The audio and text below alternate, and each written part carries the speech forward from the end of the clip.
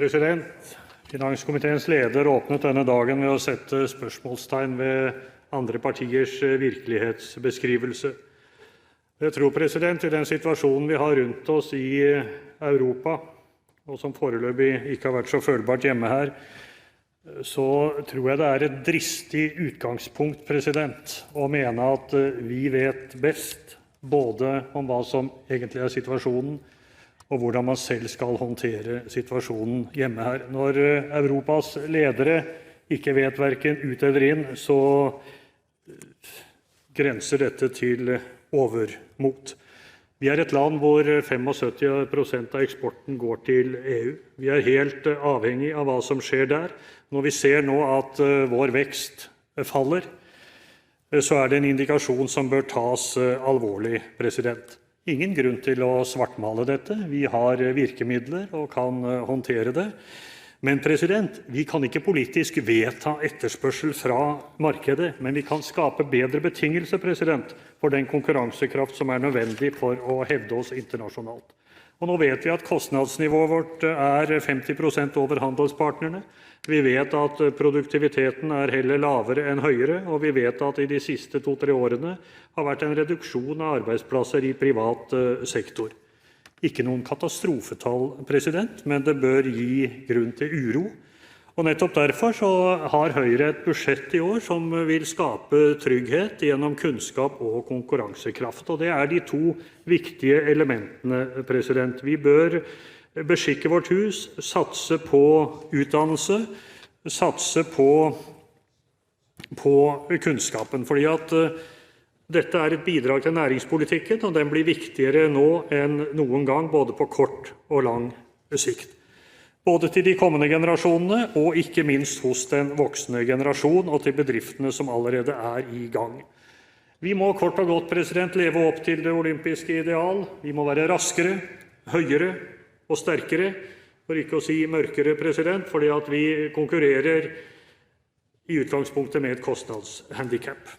Og det vil stille store krav til våre høyteknologiske løsninger, forskning, utvikling, innovasjon, og ikke minst at vi kan kommersialisere de gode ideene, president.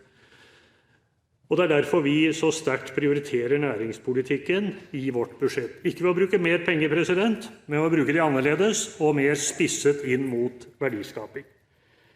I den forbindelse så vil jeg gjerne nevne et par ting, nemlig at det er viktig å stimulere de gode ideene.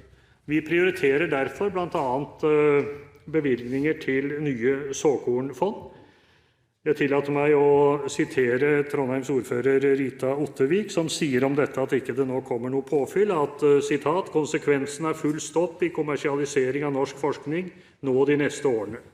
Støtter Trondheims ordfører sterkt og håper at andre ledende politikere fra samme område tar dette alvorlig, president. Vi øker bevilgningen til BIA-ordningen. Det er viktig fordi at den står tett. Det er forskning tett opp mot næringslivet, som gjør at gode ideer fort kan komme i aksjon og ut i virksomhet. Det samme gjelder jo ikke minst SkatteFUNN-ordningen, som går mot forskning og utvikling i eksisterende bedrifter. Jeg tror, president, at det som skjer i eksisterende bedrifter ofte er undervurdert i forhold til gründervirksomhet. Det skjer en rekke spin-offs, en rekke utvikling i de eksisterende bedrifter, og derfor så er SkatteFUNN-ordningen meget viktig, og det er viktig å utvide rammene for den, slik at den kan omfatte enda flere og enda mer.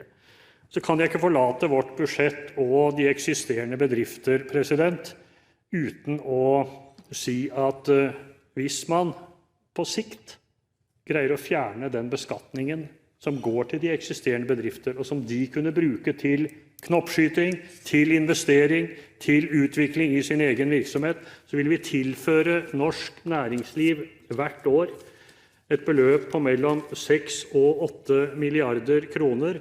Det er betydelig. Det er ikke skattelettelser til de rike, men det er et tiltak som gjør at eierne kan bruke pengene sine, og bedriften kan bruke pengene sine på å skape trygghet for de arbeidsplassene de har, og ikke minst, president, skape flere.